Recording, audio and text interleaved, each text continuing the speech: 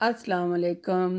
Viewers, कैसे हैं आप? उम्मीद करती हूँ आप खुशहाल और आबाद होंगे और अल्लाह पाक से दुआ है हम सबको खुशहाल और आबाद रखे, मुसीबतों, परेशानियों, गमों, बीमारियों से हम सबको महफूज रखे। आमीन सुम आमीन।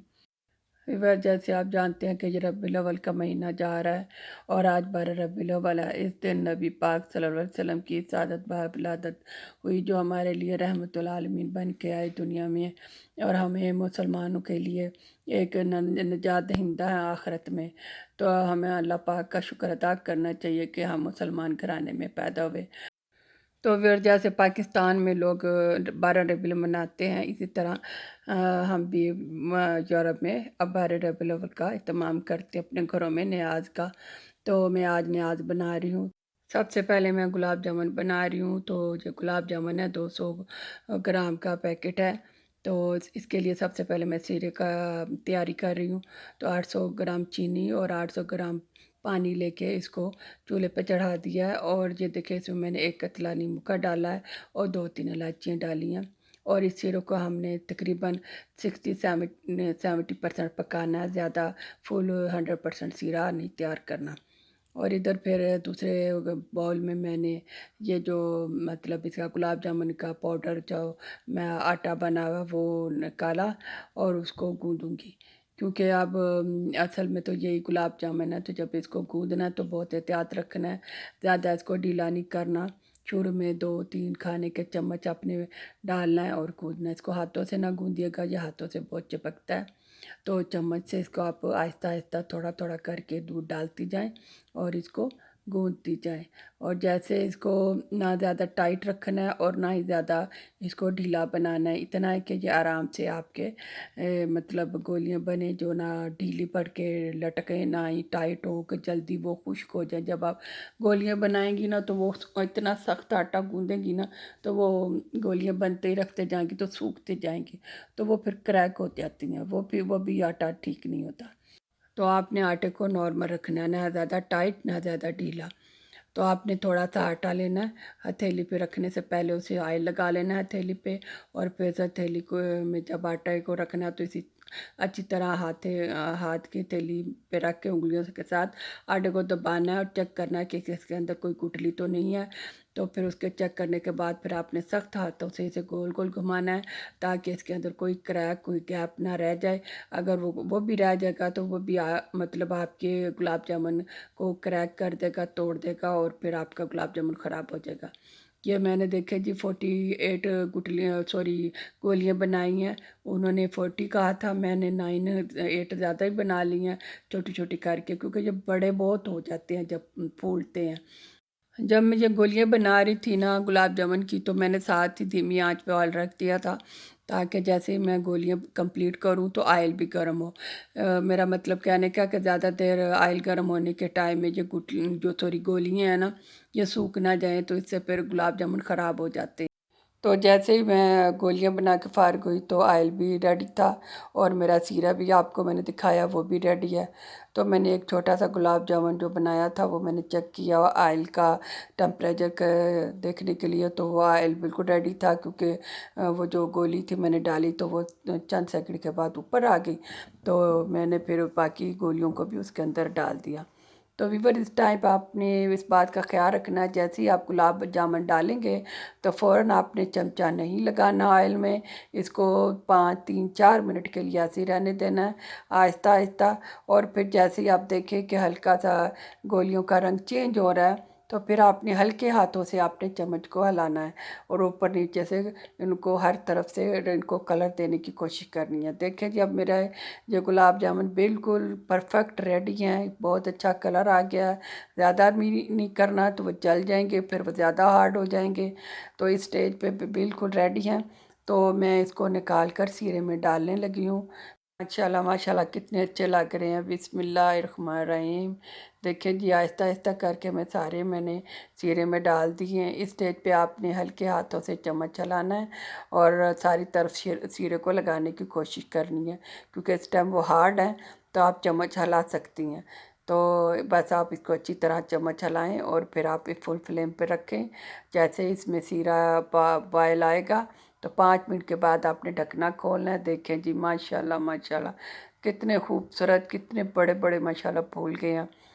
तो व्यूअर्स, आपके मुंह में से पानी तो आ रहा होगा ना देख के, सच्ची बात है, मेरे मुंह में से बहुत पानी आ रहा है कि मैं एक गरम गरम निकाल के खाऊं। गरम गरम निकाल के खाने का अपना ही मज़ा आता है। तो व्यूअर, इस स्टेज पे आपने चम्मच बिल्कुल नहीं हिलाना। आपने इसी तरह साइडों से पकड़ के हंडिया को गोल गोल घुमाना है। अगर इस स्टेज पे अगर आप चम्मच हिलाएंगे तो ये सारे गुलाब जामुन टूट जाएंगे। तो देखिए, मैं एक गुलाब जामुन मैंने निकाला है छोटा सा, चेक करने के लिए। तो अंदर बिल्कुल कोई गुठली नहीं है, बिल्कुल सॉफ्ट है। अब मैं इसको 20-15 मिनट के लिए बंद करके दम दे दूँगी। तो देखें, ये मैंने डिश आउट किया है डिश में। माशाल्लाह माशाल्लाह कितने खूबसूरत लग रहे हैं। आपका खाने को दिल कर रहा है, प्लीज़ कमेंट सेक्शन में ज़रूर बताइएगा आपको गुलाब जामुन कैसे लगते हैं। मुझे तो बहुत ज़्यादा पसंद है। इसके बाद फिर व्यूअर्स, मैंने खीर की तैयारी की। मैंने 4 किलो दूध लिया और उसमें तकरीबन 1.5 कप नॉर्मल जो छोटा होता है चावलों का, वो मैंने इस्तेमाल करूँगी। तो चावल मैंने काफ़ी देर से ओवरनाइट भिगो के रख दिए थे। तो जैसे दूध को बॉयल आया और मैंने उसके अंदर चावल डाल दिए। तो व्यूअर्स, मैंने खीर की रेसिपी डाउनलोड की हुई है। आप मेरे बट्स फैमिली इन व्लॉग पे जाए लिंक पे, और उस पे मैं आप खीर लिखें इसका नाम, खीर रेसिपी, तो मेरा लिंक आपको मिल जाएगा और आप वहाँ से कंप्लीट इसकी रेसिपी देख सकते हैं। तो व्यूअर्स, खीर के साथ साथ ये मैंने गोश्त भी निकाला हुआ था, हस्बैंड मेरे लेके आए। तो मैंने वॉश करके रखा और फिर मैं इसके लिए यखनी बनाऊंगी, और यखनी बना के फिर मैं इसके पुलाव की तैयारी भी करूंगी। यकीन कीजिए व्यूअर्स, इतना मज़ा आ रहा था न्याज बनाते हुए और दूध पाक का विरद साथ करते हुए। तो अल्लाह ताला की रहमतें बरकतें नाज़िल हो रही है। अल्लाह ताला ने कितना रिज़्क़ दिया, अल्हम्दुलिल्लाह। और कितना पकाते हैं। तो आज तो फिर जिनके नाम का हम खाते हैं उनके नाम की नियाज दें तो मज़ा ही आ जाता है कसम से। मैं व्यूअर्स, मैं कहती हूँ इतना सुकून मिलता है ना दुरूद शरीफ पढ़ते हुए, खाना बनाते हुए। अल्लाह ताला की रहमतें नाज़िल होती हैं। तो जी व्यूअर्स, मैंने खीर में तकरीबन 1.5 पाव चीनी डाली, और फिर मैंने वो चंद कलियाँ जो है ना मैं ज़ाफ़रान की डाल रही हूँ। ज़्यादा नहीं डालनी, इससे आपके खीर का कलर चेंज हो जाएगा। तो ज़ाफ़रान डालने से एक तो खुशबू बहुत अच्छी आती है खीर में, और इसका टेस्ट भी बहुत अच्छा हो जाता है। अब खीर बिल्कुल रेडी है। और इस वक्त मैंने फिर उसमें नारियल डाला और फिर साथ बादाम डाले, और थोड़े से बादाम मैंने बचा लिए, क्योंकि मैंने कहा ऊपर गार्निश के लिए ना जब डब्बों में डालूंगी तो फिर ऊपर डालने के लिए रख लिए। तो व्यूअर्स, अब माशाल्लाह मेरी खीर बिल्कुल रेडी है, और देखें कितनी प्यारी लग रही है। तो मैंने कहा चले इसे डिश आउट कर दूँ, ताकि जैसे पे ये इसको थोड़ी ठंडी होगी तो फिर सिर्फ मैं फ्रिज में रख दूँगी। तो व्यूअर्स, फिर मैंने इसको डब्बे में निकालने की कोशिश की, तो लेकिन जैसे मैंने डाला तो इतनी गर्म खीर थी कि मेरा हाथ जल गया। तो अल्लाह ताला माफ़ करे, तौबा करें हम, कि थोड़ी सी तकलीफ़, ये जलन हमसे बर्दाश्त नहीं होती तो जहन्नम की आग हम कैसे बर्दाश्त करेंगे। तो नबी पाक सल्लल्लाहु अलैहि वसल्लम, जो हम आखिरत में हमारे लिए निजात दहिंदा हैं, हमारी हर तकलीफ़, हमारे हर परेशानी को दूर करेंगे, हमारे हर गुनाह को माफ़ फरमाएंगे। अल्लाह ताला से उन्होंने उन्होंने वादा लिया है कि आखिरत में मैं उस वक्त राज़ी नहीं होऊंगा जब तक मेरा आखिरी उम्मती भी बख्शा नहीं जाएगा और जन्नत में दाखिल नहीं हो जाएगा। उस वक्त तक वो अल्लाह ताला से राज़ी नहीं होंगे। सुबहान अल्लाह, सुबहान अल्लाह। कुर्बान जाऊँ मैं अपने नबी पाक सल्लल्लाहु अलैहि वसल्लम पे, आखिरुल ज़मान, जिनके बाद ना कोई पैगंबर आएगा, ना कोई नबी आएगा, और ना ही कोई किताब आएगी। ये आखिरी नबी हैं और आखिर तक यही रहेंगे। तो अल्लाह ताला हमें इनके असूलों पे, इनकी सुन्नत पे चलने की तौफ़ीक अता फ़रमाए। आमीन सुम्म आमीन। बस व्यूअर्स, हमें कोशिश करनी चाहिए जहाँ तक हो सके हम नबी पाक सल्लल्लाहु अलैहि वसल्लम की सुन्नत पर चलें, और इसका प्रचार भी करें। खीर के बाद व्यूअर्स, मैंने कबाब की तैयारी की। तो इस कबाब की रेसिपी भी मैंने डाउनलोड की हुई है। तो आप मेरे लिंक पर जाइए और वहाँ जाके लिखिए मुट्ठी वाले मसालेदार कबाब, तो आपको ये रेसिपी मिल जाएगी। तो आप इसे फॉलो कर सकते हैं। तो इसको मैं फ्राई करने के बाद फिर मसाले में टमाटर और हरी मिर्च के मसाले में इसको दम लगाऊंगी। वर्ष 12 रबी अव्वल का दिन, इधर तो छुट्टी नहीं होती यूरोप में इन लोगों को, तो इस चीज़ से या कोई लगाव नहीं होता, लेकिन हमें अपने बच्चों को ये बताने के लिए ज़्यादा इस चीज़ का एहतमाम हम करते हैं, ताकि बच्चों को पता चले कि नबी पाक सल्लल्लाहु अलैहि वसल्लम की सुन्नत हमारे लिए कितनी अहमियत है, और हमने इसे चल के आखिरत में अपने लिए कैसे निजात हासिल करनी है। तो फिर स्पेशली मैं फिर खाने बनाती हूँ और तमाम करती हूँ, और बच्चों को सारी मतलब बैठ के बताती हूँ हिस्ट्री इस्लाम की। तो फिर बच्चे बहुत एंजॉय करते हैं और पूछते हैं बार बार। तो हमें चाहिए कि हम इस तरह का इवेंट हो तो अपने घर में ज़रूर अच्छी तरह उसको सेलिब्रेट करें और अपने बच्चों को बताएं, क्योंकि स्कूलों में तो वो बच्चों को कुछ भी नहीं बताते। तो ये हमें घरों में ही सारा अरेंज करना पड़ता है, और मैं तो स्पेशली इन चीज़ों का ख्याल रखती हूँ। तो अभी वर्जय जैसे ये मसाला तैयार हो रहा है, तो मैं इसके अंदर अब कबाब डाल दूँगी, ताकि ये कबाब भी जो है ना मसाले में, जो इसमें थोड़ी सी कमी रह गई है फ्राई होने में, पकने में, वो मसाले में इसकी कसर निकल जाएगी।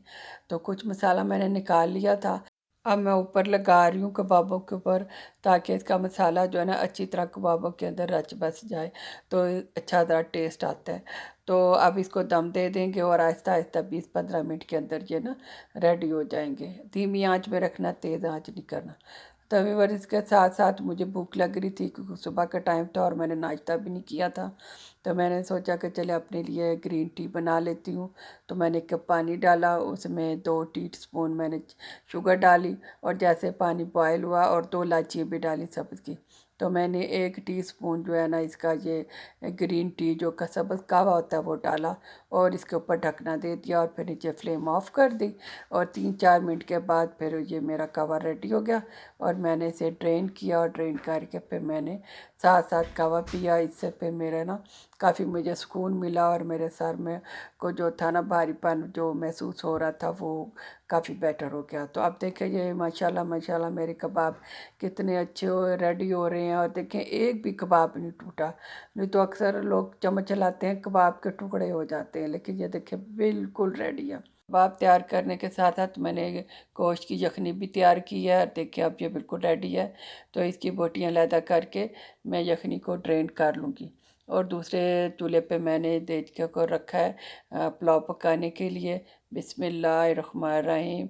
तो अल्लाह पाक से दुआ है कि मेरा ये पुलाव अच्छा पक जाए, क्योंकि जब भी मैं ज़्यादा मिकदार में पकाती हूँ पुलाव को, तो मैं ज़रा कॉन्शियस होती हूँ, और बार बार अल्लाह ताला से दुआ करती हूँ कि अल्लाह पाक मेरा पुलाव अच्छा पक जाए। तो आज भी मैं नबी पाक सल्लल्लाहु अलैहि वसल्लम की नियाज बना रही हूँ, तो उसी से दुआ है कि अल्लाह ताला मेरा ये पुलाव अच्छा पक जाए। अब जो मैंने 2 प्याज दरमियाने साइज़ के लाइट ब्राउन किए हैं, तो उसमें मैंने ये 4 खाने के चम्मच लहसुन अदरक की पेस्ट डाल दी है। तो वीवर इस पेस्ट को ज़रा लाइट सा ब्राउन करेंगे।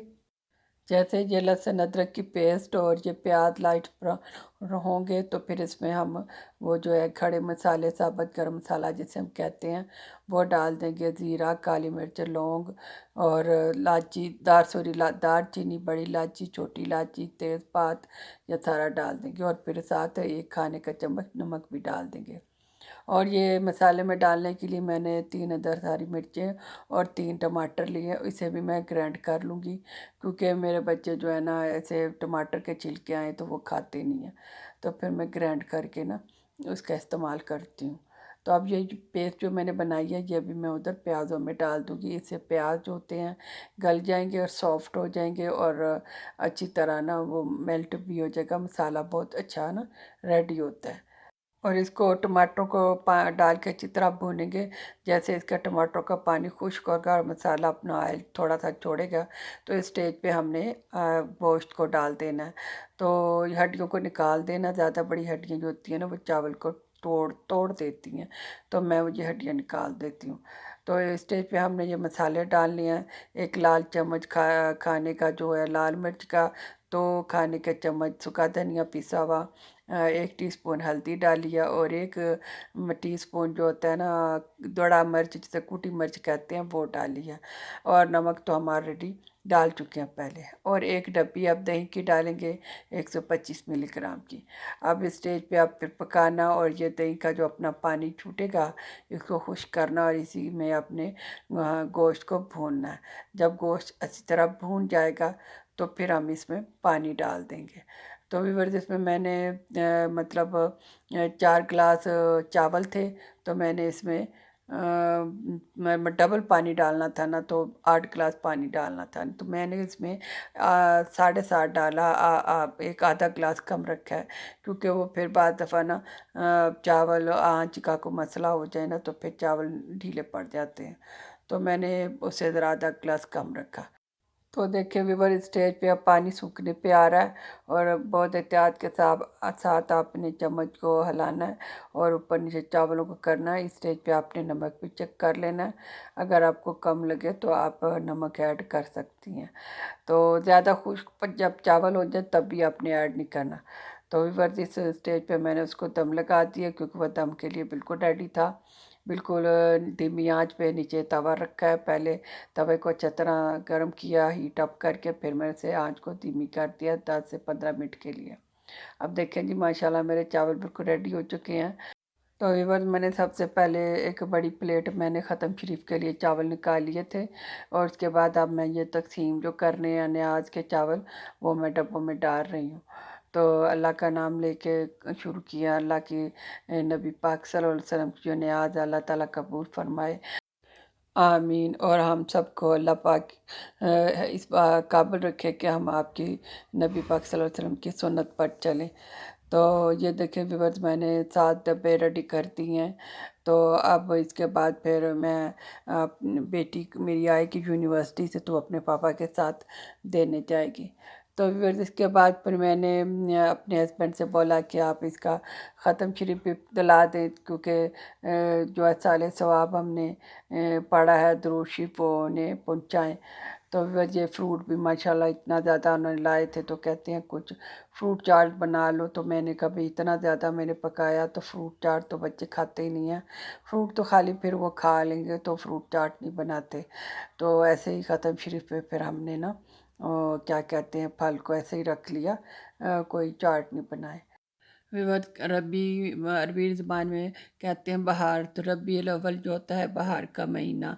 तो ज़ाहिर है, जब नबी पाक सल्लल्लाहु अलैहि वसल्लम दुनिया में आए, तो हमारे लिए दुनिया में तो बहार ही आ गया, क्योंकि वो तो रहमतुल आलमीन बन के आए थे पूरी इंसानियत के लिए।